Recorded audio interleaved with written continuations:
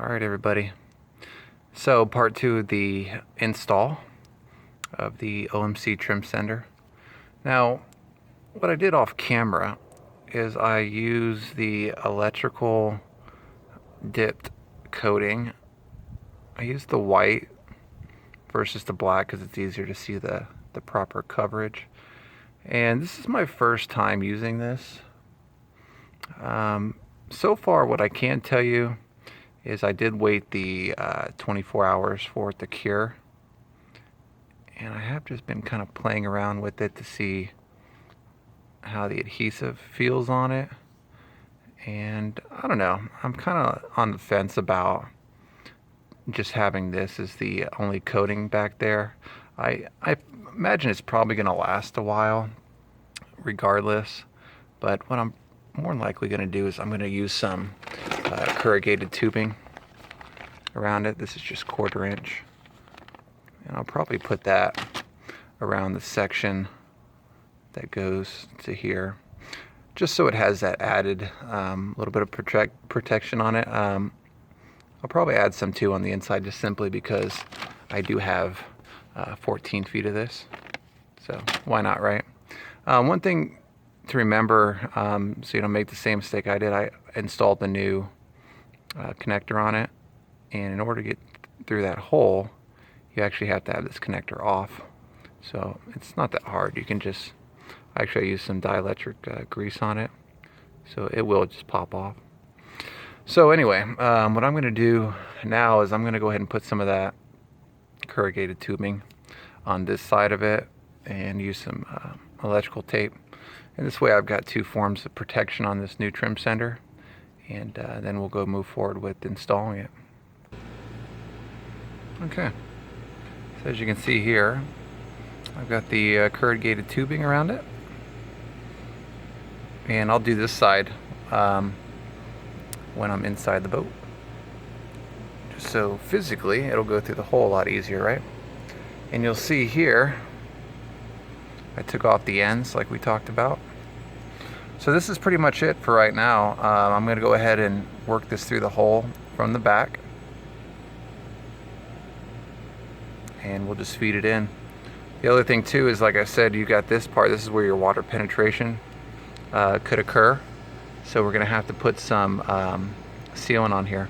Let me show you what I'm going to use. Okay, so if you haven't seen this yet, this is Pro Marine. It's actually an exact replica of the OMC gasket sealer.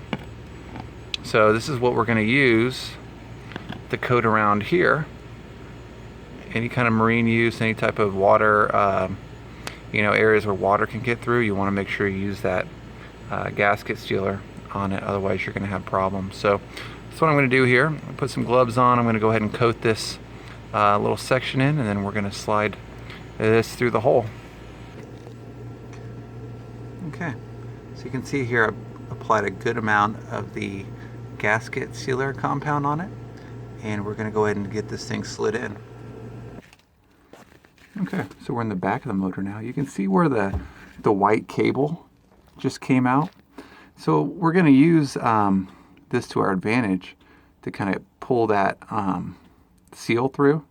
So go ahead and grab a hold of that and start feeding it through basically as far as you can until it hits that little grommet that we coated with the gasket sealer compound.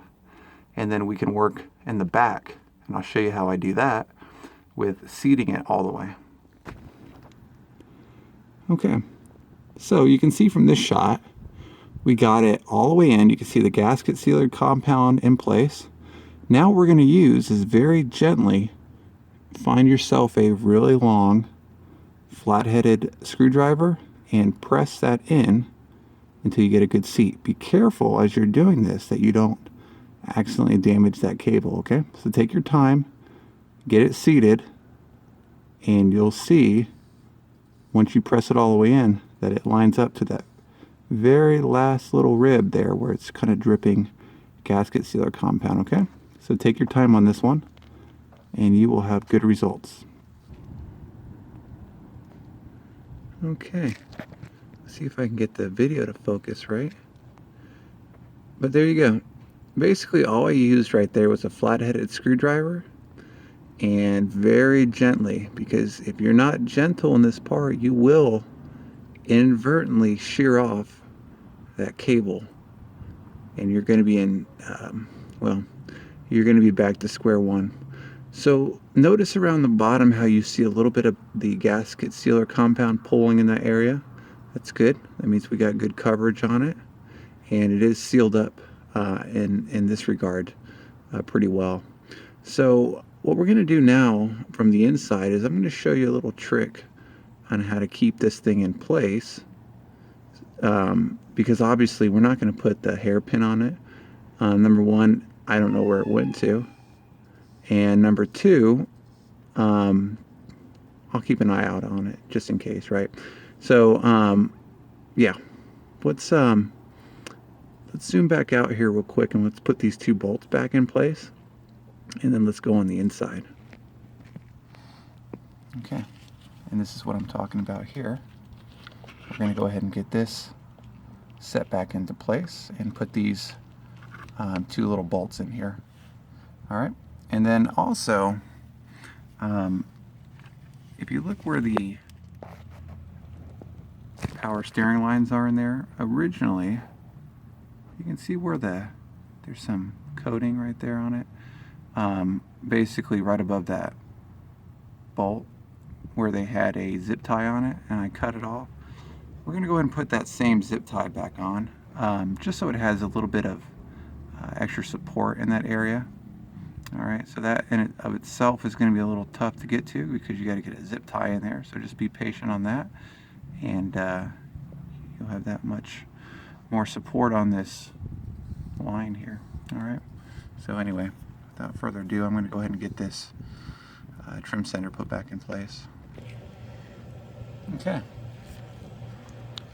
two of these 5/16 bolts put in place. We are good to go. Let's go on the inside of the cabin and finish this thing off. Okay, so here's a good shot from the back. What I did here is I put a zip tie to keep this thing from pulling out. So it's just something, you know, as part of your regular maintenance moving forward, is to take a look back there and make sure that this zip tie is in place. I put corrugated tubing, as I said earlier in the video I was going to do, to keep this in place. The other thing I'm going to do is put that harness back on here, and then we can get this thing connected back up. But I hope you liked the video. Pretty straightforward on replacing the trim sender. It's not too hard to get everything fed through. Just take your time, try your hardest, because this cable, this trim assembly, the sender itself is $100. So last thing you want to do is accidentally shear off this cable. All right. So like I said, that's how you do it without putting the hairpin back on. This will work just fine, promise. And as always, don't forget to subscribe, like the video if you thought it was helpful, and have a good one. Happy boating.